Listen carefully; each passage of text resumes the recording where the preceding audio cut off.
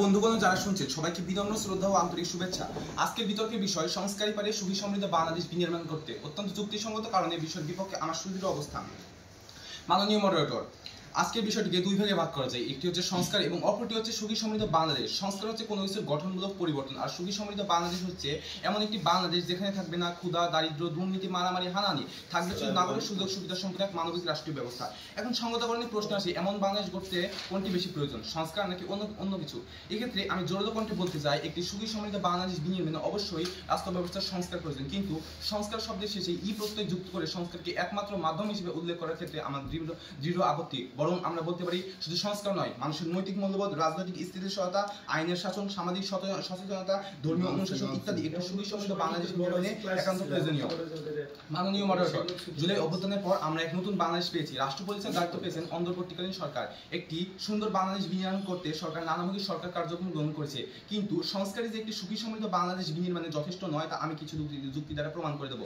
মাননীয় মডারেটর, প্রথমে আসি নির্বাচন ব্যবস্থার কথায়। একসময় ব্যালট পেপারে নির্বাচন করা হতো, তখন ব্যালট কেড়ে নিয়ে জোর করে ব্যালটে সিল মেলে নির্বাচন পরিচিত করা হতো। পরবর্তীতে সংস্কার করে ইভিএম মেশিনের মাধ্যমে নির্বাচন করা হয়, কিন্তু তাতে কি নির্বাচন সুষ্ঠু হয়েছে? মোটেও নয়, কারণ এখানে রাজনৈতিক দল ও নির্বাচনের সাথে জড়িত ব্যক্তিদের নৈতিক মূল্যবোধের অভাব ছিল। মাননীয় মডারেটর, এবার আসি আইনের অনুশাসনের কথায়। দেশে অনেক আইন আছে, প্রতিটি আইনের মর্মকথা সুন্দর। এই আইন প্রয়োগ করে থাকেন আইন ব্যবস্থার সাথে জড়িত আইন প্রয়োগকারী সংস্থা ও বিচারক সংশ্লিষ্ট ব্যক্তিবর্গ, কিন্তু তারা যখন আইনের সঠিক ব্যবহার না করে রাজনৈতিক উদ্দেশ্যে আইন ব্যবহার করে থাকেন, তখন কোনো সংস্কারই কাজে আসে না। তখন এসে দেখা যায় বিশৃঙ্খলা, বাধাগ্রস্ত জাতীয় উন্নয়ন।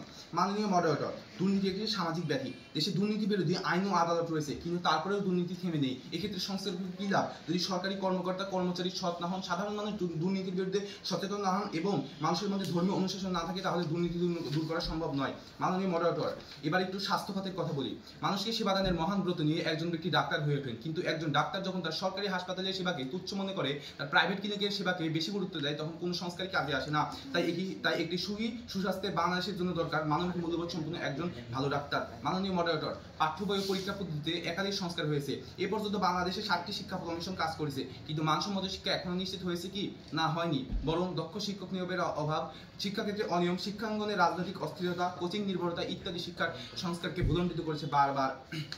মাননীয় মডারেটর, আমরা আবারও রাষ্ট্রের সর্বোচ্চ আইন সংবিধান সংস্কারের কথা ভাবছি। 1972 সালের পর সংবিধান এ যাবৎ সংশোধন হয়েছে 17 বার, কিন্তু এতে কি লাভ হয়েছে? এখনো আমরা সুষ্ঠু নির্বাচনের মধ্য দিয়ে একটি গণতান্ত্রিক কল্যাণকে রাষ্ট্র ব্যবস্থার স্বপ্ন দেখতে পারি না। অথচ ইংল্যান্ডে কোনো লিখিত সংবিধানই নাই, তবুও তারা বিশ্বের সভ্য জাতির মধ্যে অন্যতম।